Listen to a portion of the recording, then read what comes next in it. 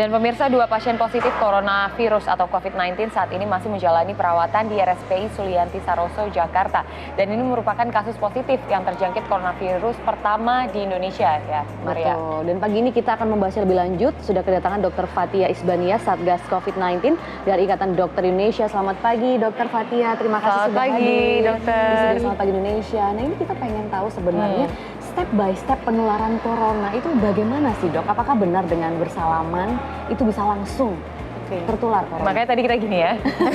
Sudah namaste over handshake ya gerakannya sekarang. Ya, jadinya untuk penularan virus corona ini itu ada 3 tahapan ya. Dari hewan ke hewan ya. Dari hewan ke manusia, dari manusia ke manusia, dan satu lagi ya yang termasuk di antara manusia dari manusia yang dirawat ke petugas medis. Ya, ini seperti itu. Nah, mungkin yang dari hewan ke manusia itu sudah dibahas, mungkin sudah terdahulunya. Kalau yang dari manusia ke manusia itu ada beberapa tahapan, ya. Dari droplet, ya, misalnya orang yang sakit yang sedang mengandung virus corona ini, dia bersin, batuk, bernyanyi, bahkan berbicara, dia menularkan melalui percikan ludahnya, ya. Percikan ludah atau percikan dahak, tapi percikan itu akan jatuh sebelum dia 1 meter. Karena dia berat, dia akan jatuh. Jatuhnya bisa ke lantai, bisa ke permukaan. Ya. Lalu yang kedua dengan kontak. Ya, kontak, misalnya orang yang sakit tadi, dia menutupi hidungnya dengan tangan, dia bersin, lalu tangannya itu memegang tombol lift, memegang knop pintu, memegang railing tangga. Nah, dan kita habis itu kan memegangnya, lalu nggak sengaja, tanpa sengaja kita mengucek-ucek mata kita. Jadinya begitu. Jadinya tidak hanya dari ini ya droplet ya, tapi juga dari kontak. Artinya seperti virus-virus biasa pada umumnya. Seperti virus-virus biasa, seperti flu. Influenza kan memang juga. Virusnya seperti virus influenza. Nah, itu kalau di benda-benda yang tadi, benda-benda mati itu berapa lama? Misalnya lift tadi itu, apakah memang kalau misalnya itu seharian atau bagaimana sih, Dok? Beberapa ada jam jangka saja waktunya. dia. Beberapa jam saja dia. Jadi beberapa jam virus itu akan mati kalau di benda mati begitu ya. Dokter, tapi mungkin banyak yang penasaran gitu ya. Kemarin kita kan sempat dalam kategori yang aman nih, belum ada kasus yang terdeteksi. Lalu ternyata datang lagi 2 kasus positif coronavirus. Nah, itu kalau kita lihat sebetulnya bagaimana sih proses penularan dari kedua pasien tersebut? Iya, seperti yang tadi sudah dijelaskan,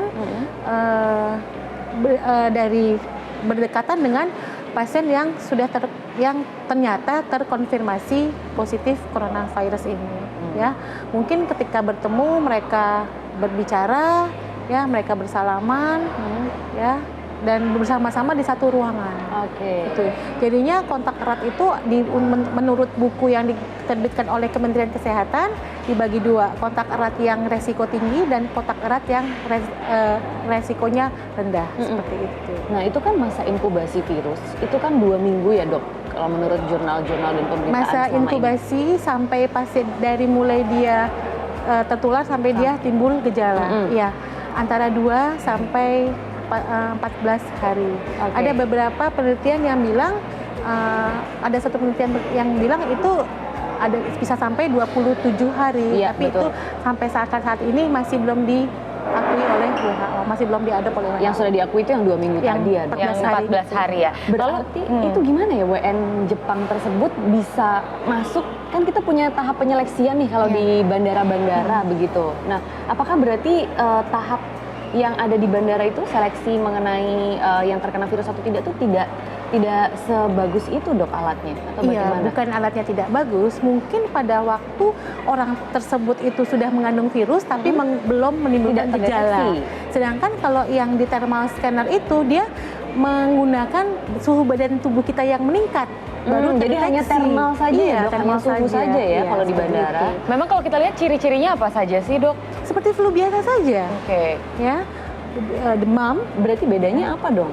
Bedanya sama flu biasa? Sama flu biasa. Yang paling terlihat? Yang paling terlihat bedanya sebenarnya tidak ada bedanya dengan flu biasa.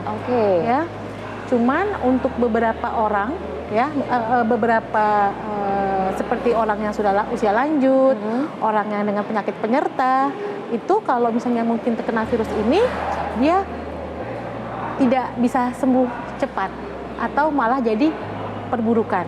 Yang kita takutkan yaitu bila terjadi pneumonia karena virus. Pneumonia itu adalah radang paru yang disebabkan oleh infeksi virus atau bakteri atau parasit, seperti itu. Itu yang menyebabkan kematian. Mungkin saat ini banyak juga ya dok yang menjadi paranoid begitu ya. Kira-kira flu sedikit ataupun batuk sedikit sudah pengen nelfon hotline corona, kira-kira begitu ya. Nah, bagaimana kita tuh sebetulnya bisa mendeteksi itu di dalam tubuh kita sendiri? Mendeteksi untuk tubuh sendiri, kalau kita kan pasti semua orang sudah pernah kena flu dong, ya rasanya seperti apa sih? Kan nggak enak, gerges-gerges istilahnya, terus demam, meriang, ya mulutnya pahit, sampai nggak bisa bangun dari tempat tidur, ya. Dan memang kalau misalnya kita kena flu ya pasti obatnya ya istirahat ya, kita meningkatkan imunitas kita, ya. Ya itu saja. Tapi karena sekarang lagi sedang panic attack lah ya kita bisa bilang. Ya menuju ke pandemi mungkin ya, dan ini paling banyak kasusnya ya ada dengan orang dengan faktor risiko, misalnya riwayat berpergian ke 20 negara yang sudah terjangkit, atau dia kontak dengan orang yang terkonfirmasi dengan yang kontak erat dengan orang yang sudah terkonfirmasi corona, ya sebaiknya memeriksakan diri ke rumah sakit. Nah, ini kan kalau menarik nih, kalau ibu dan anak ini kan kontak terhadap orang Jepang tersebut kan sudah 2 minggu yang lalu. Sedangkan baru diketahui sekarang begitu, terkonfirmasinya sekarang. Ada waktu 2 minggu di mana dia juga berinteraksi dengan lingkungan sekitarnya. Nah itu bagaimana dok? Apa yang harus dilakukan? Jadinya satu, jangan panik, ya, jangan panik. Jadinya memang orang yang kontak erat dengan pasien yang sudah terkonfirmasi harus menilai keadaan dirinya. Kalau memang tidak enak, laporkan ke rumah sakit dengan keterangan saya dengan gejala flu dan ada sempat berinteraksi. Ya, berinteraksi dengan pasien terkonfirmasi corona, seperti itu. Jadi kalau cuma ngelewat rumah sakitnya atau ketemu sama WNA, warga negara asing, jangan terlalu parno. Begitu sudah baru ketemu terus langsung gak enak badan langsung ke rumah sakit. Belum tentu lah itu dia kena corona. Tapi jarak yang aman tadi kalau dokter bilang kan 1 meter. 1 meter. Berarti jarak yang aman tuh sebenarnya 1 meter ya dok. Untuk sekarang jadi orang mungkin sekarang jadi jauh-jauhan nih ngobrol karena keparnoan ini ya. Nah tadi dokter mengatakan bahwa langsung saja gitu ya kalau kita punya interaksi dengan orang yang positif corona begitu, ataupun kita bisa mendeteksi ciri-ciri di dalam tubuh kita sendiri. Tapi untuk yang penanganan cepat gitu dok, yang kita bisa langsung cuma sekedar tes positif atau negatif itu harus kemana sih? Ya untuk mencegah, untuk mentes positif atau negatif kita mengandung virus corona, untuk saat ini dari pemerintah hanya untuk pasien yang bergejala saja, yang bergejala dengan faktor risiko, misalnya yang tadi dia habis berpergian, kontak erat dengan pasien corona, seperti yang awak kapal yang sekarang lagi di Pulau Sebaru, dia dilakukan pemeriksaan PCR-nya untuk corona tersebut. Tapi kalau misalnya orang yang tanpa dengan faktor risiko itu dan gejala itu alias sehat-sehat aja, tidak dilakukan pemeriksaan tersebut. Nah, buat apa juga supaya kita tuh tetap sehat-sehat aja, ya kan? Tanpa parno juga. Apa sih yang harus kita lakukan? Karena tetap hidup kan tetap harus berjalan ya dok. Kita tetap harus interaksi, anak-anak tetap harus sekolah. Nah, apa sebenarnya yang harus kita lakukan? Nanti kami akan hadirkan tipsnya pemirsa.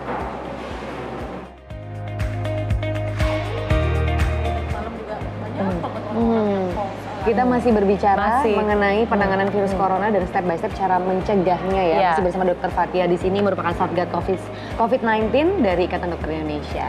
Ya, tadi dokter kita juga sudah melihat berita ya bahwa tadi 15 warga Batam diobservasi begitu. Nah, kalau kita mengacu pada yang sebelumnya, dokter juga ada sekitar 70 perawat di rumah sakit mitra yang dipulangkan begitu ya. Nah, itu yang dirumahkan begitu. Nah, itu prosesnya seperti apa sih?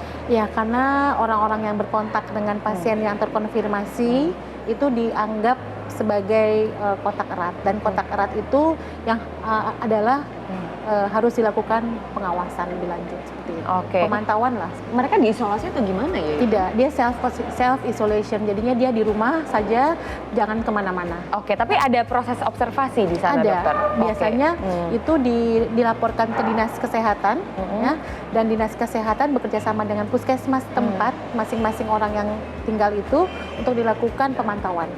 Oke, tapi sebetulnya kan memang dalam kondisi ini menjadi satu proses yang wajar begitu ya, Dok ya. Apakah memang lantas ini harus menjadi sesuatu yang betul-betul dikhawatirkan begitu? Pokoknya boleh waspada, tapi jangan panik.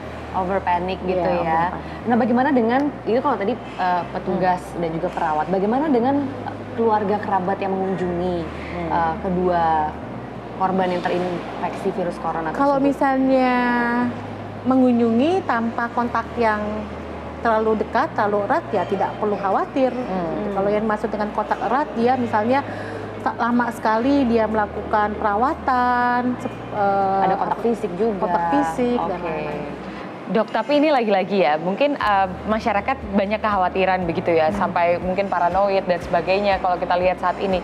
Tapi ini lagi-lagi mungkin ini untuk diingatkan kembali ya, bahwa ini penyakit yang sebetulnya juga bisa sembuh. Dan kalau kita lihat banyak kabar beredar bahwa dua pasien ini juga sebetulnya baik-baik saja, sedang dalam penanganan dan sebagainya begitu, Dok. Iya, nah, jadinya penyakit ini ya seperti penyakit virus yang lainnya, seperti kata Pak Menteri Kesehatan bilang, ya ini bisa sembuh sendiri. Dan Berapa lama waktu sembuhnya itu, Dok? Oke, jadinya 80% kasus ini ada mild symptom. Jadinya gejalanya gejala flu seperti flu biasa.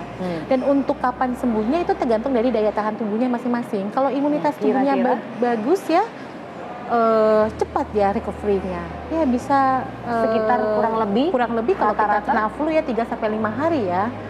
Tapi untuk kasus ini diyakinkan Benar-benar clear sekitar 2 minggu. 2 minggu. Oke, minggu. kita harapkan ya memang seperti itu. Nah, ini tapi kan Dok, seperti tadi menyambung juga kan, kita tetap harus bekerja, anak-anak tetap harus berangkat sekolah dan lain sebagainya. Oh, iya. Nah, apa sih Dok yang harus kita cermati di situasi seperti ini supaya nanti tidak semakin banyak yang tertular? Ya, jadinya kalau misalnya ada satu orang yang merasa tidak enak karena sakit seperti gejala flu, lebih baik beristirahat saja di rumah. Dia self isolation, ya, supaya tidak menularkan orang lain yang sehat. Nah, tapi kan kita tidak tahu nih Dok, mana yang tidak enak badan atau mana, apalagi kalau misalnya di sekolah, campur dan lain sebagainya. Dan bukan hanya sekolah mungkin ya, Maria dan juga pemirsa, ada juga mungkin di transportasi umum gitu ya. MRT dan lain Iya, sebagainya. makanya itu edukasi ke masyarakat harus jelas dan masif, ya.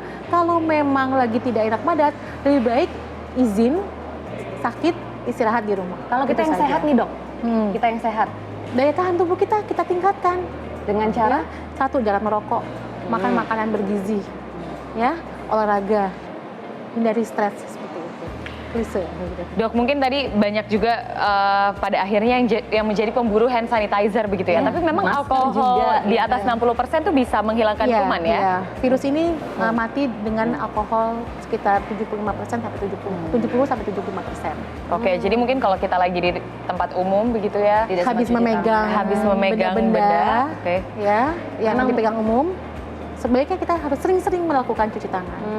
Nah ini terakhir juga nih Dok, yang penting ya. Apa tuh? Banyak sekali pemburu masker saat ini Dok, ya kan begitu. Nah, Vitamin juga. iya. Saya sempat mengunjungi beberapa pusat perbelanjaan. Kalau vitamin, kalau misalnya makan kita bagus, ya kita makan buah-buahan, protein, karbohidrat Sayur. dengan yang seimbang, lebih baik tidak perlu. Karena kan kalau di vitamin itu hanya suplemen saja. Makan buah-buah segar seperti itu. Dan kalau untuk masker, siapa yang menggunakan masker? Yang menggunakan masker adalah orang yang sedang sakit Oke. flu tersebut, supaya dia tidak menularkan ke orang lain kalau misalnya dia lagi batuk atau bersin. Nah, dan petugas medis yang merawat pasien tersebut itu menggunakan masker bedah. Jadi kalau kita orang sehat tidak perlu ya? Tidak perlu. Nah, kalau kemarin tuh gimana tuh Dok? Banyak sekali informasi-informasi yang beredar lah. Katanya kalau corona sembuh dengan seperti ini. Ada banyak informasi yang beredar di grup-grup WhatsApp dan lain Iya. sebagainya begitu. Nah, Iya. masyarakat kan semakin panik ya melihatnya. Kemudian ada penggunaan masker, pemborongan masker berlebihan, iya. sembako berlebihan. Nah, itu menyikapinya bagaimana ya Dok? Menyikapinya ya sekali lagi edukasi ke masyarakat harus terus-terusan ya, menyadarkan masyarakat bahwa tidak penting untuk memborong masker, memborong sembako, takut ada nanti susah didapat atau bagaimana. Ya sekarang gara-gara seperti itu jadi susah didapat. Tapi sebetulnya itu tidak penting. Yang penting adalah kita harus meningkatkan daya tahan tubuh kita, dan orang yang sakit flu harus tahu diri, dia harus di rumah saja istirahat. Jangan menularkan ke orang lain.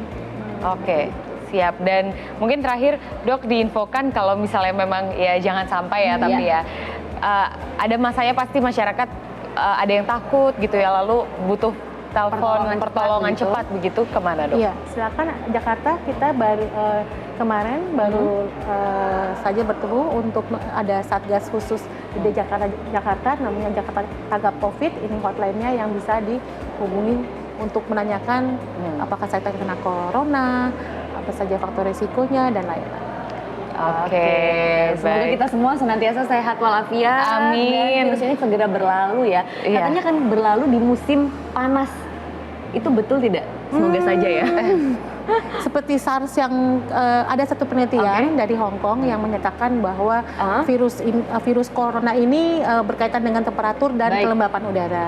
Tapi untuk yang corona ini kita belum tahu. Tapi kita harapkan saja semoga segera berlalu kalau begitu. Terima kasih Dokter. Terima kasih Dokter. Yang penting menjaga kesehatan dan imunitas diri ya, Maria dan juga pemirsa. Dan kami juga akan kembali usai jeda. Tetap bersama kami. Selamat pagi Indonesia. Zona Bisnis akan hadir menemani Anda.